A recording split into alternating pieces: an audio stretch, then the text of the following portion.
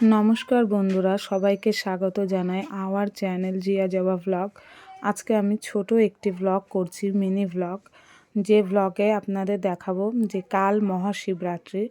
আজ আমরা শিবরাত্রির আগের দিন বেল গাছে জল ঢালি এবং সেই বেল গাছের জল ঢালাটাই দেখাবো।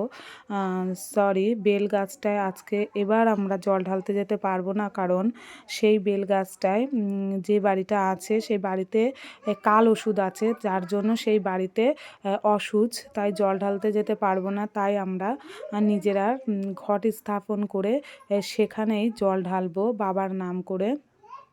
এবং আমরা অনেকেই আছি যে আজ এই বাবার নাম করে এই ঘটে জল ঢালবো। এবং এটা আমাদের নিয়ম যে শিবরাত্রির আগের দিন আমরা ঘটে জল ঢালি বা বেল গাছে জল ঢালি।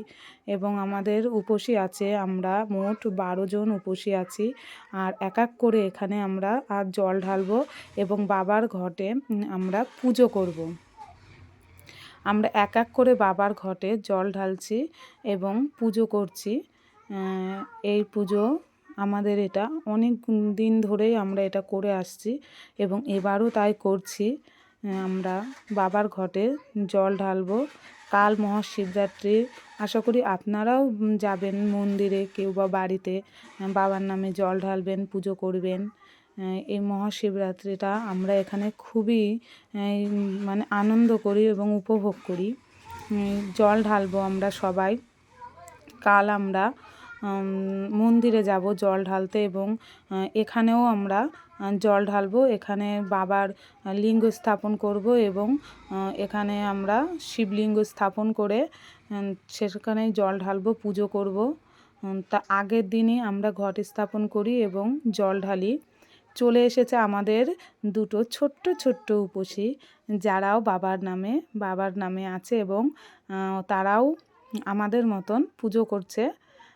বাবার ঘটে জল ঢালবে কি ঢালবে না ওরা সেটাই জানে না। ওরা আগে নমস্কার করে নিল বাবাকে এবং ওরা ভাবছে যে আমরা কি করব, জল ঢালবো কি ঢালবো না।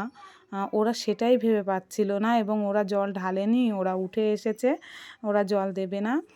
তো আজ আমাদের এই যে ব্লগটি ছিল, এটি ছোট একটি ব্লগে করেছি আমি। এটা আমার ফার্স্ট ব্লগ এবং এইভাবে আমরা যে ঘটে জল ঢেলে বাবার নামে পুজো করছি।